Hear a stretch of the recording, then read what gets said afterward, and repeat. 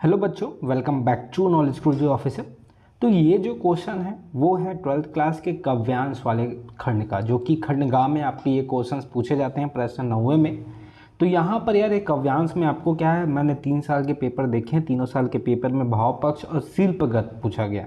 तो ये 4 नंबर का क्वेश्चन होता है और ये 4 मिनट में, मैं 4 से 5 मिनट में 4 नंबर के क्वेश्चंस आपको बताता हूँ यहाँ पे, जो कि मोस्ट इंपॉर्टेंट है। अगर इस प्रकार के काव्यांश के भाव पक्ष और शिल्पगत सौंदर्य पूछा जाएगा तो बिल्कुल से आप ऐसे आंसर लिखोगे जिसमें अगर आपको कुछ भी नहीं पता तो भी 2-3 नंबर तो आपको दे ही देगा। जो छोड़ देगा ना कोई आदमी है, देख के क्या होता है ऐसे क्वेश्चंस को छोड़ देते हैं, क्या लिखूं करके, लेकिन छोड़ना नहीं है। 4 नंबर है, किसी को ये 90 दिला देगा, या 4 नंबर तो किसी को पास करा देगा, तो किसी को टॉप मेरिट लिस्ट में लाने। तो सबको ये काम करने हैं और इसको सीख जाओगे तो कोई दिक्कत नहीं। तो सबसे पहले क्या है, यहाँ पर आपको क्या होता है, एक मैं यहाँ पे क्वेश्चंस पढ़ता हूँ। काव्यांश से कविता है, ठीक है, 2-2 नंबर के क्वेश्चन है। तो भाव पक्ष मतलब क्या होता है और शिल्पगत मतलब क्या होता है, तो चलो हम लोग ये पढ़ते हैं।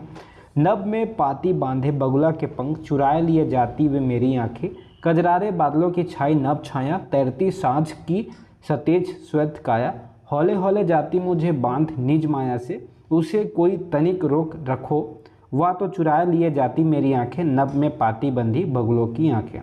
ठीक है, तो यहाँ पर अब आपको क्या बोला है, इस भाव पक्ष लिखना है। तो भाव पक्ष क्या होता है, देखो भाव पक्ष है प्रत्युष पद्यांश में। तो जब भी तुमको अगर भाव पक्ष लिखने जाता है तो स्टार्ट वैसे ही करना कि पद्यांश, कविता के पद्यांश बोलते हैं ना कविता को, पद्यांश, गद्यांश मत लिख देना। गद्यांश मतलब होता है कहानी।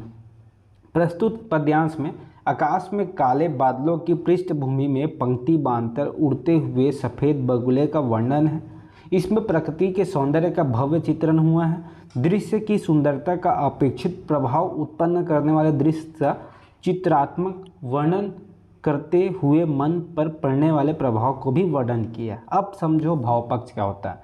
तो भाव पक्ष है यार इसका अर्थ, जो हम लोग जो लिखते थे ना पहले कविता, जब भी कविता लिखते थे उसके बाद उसका अर्थ लिखते थे, तो उसका अर्थ आता है आपके भाव पक्ष की कविता में क्या बताना चाह रहा है। और कविता में जैसे कि यहाँ पे नभ में पाती पाती बगुले के पंख, मतलब आकाश में आपके बगुलों के पंख को बताया जा रहा है। मतलब आपको कविता को एकदम समझना है कि किसके बारे में बोल रहा है, क्या बारे में बोल रहा है। कोई आदमी के बारे में बोल रहा है तो आदमी की उसकी दशा को बताया गया है, चित्रात्मक। हाँ, बस याद रखना कि यहाँ पर आपको काव्यांश के भाव पक्ष जब भी लिखोगे तो स्टार्टिंग प्रस्तुत पद्यांश से स्टार्टिंग करना। प्रस्तुत पद्यांश में बताया गया है कि आकाश के काले बादलों की पृष्ठभूमि में पंक्ति बांधकर उड़ते, मतलब उसी का वर्णन करना है। और यहाँ पे कुछ टेक्निकल वर्ड जो कि है चित्रात्मक, कि इसके बारे में, इस दृश्य के बारे में चित्रात्मक वर्णन किया है, तो जो भी है ये लिख देना।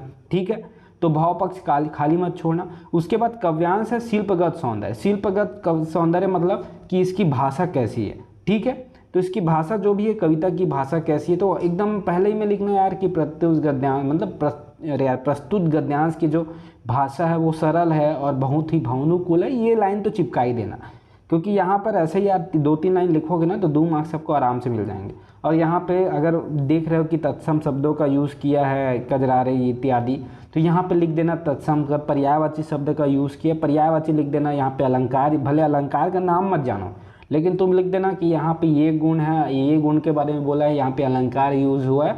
तो यहाँ से आपको क्या है, नंबर मिल जाएंगे बिल्कुल से। एक छोटी सी ट्रिक मैं यहाँ पे 4 मिनट में आपको बताने की कोशिश किया हूँ। तो 4 मिनट मेरे कंप्लीट होने हैं। तो वीडियो में नए होंगे तो चैनल सब्सक्राइब करके बेल आइकन प्रेस करना। तो वीडियो में सिर्फ इतना ही।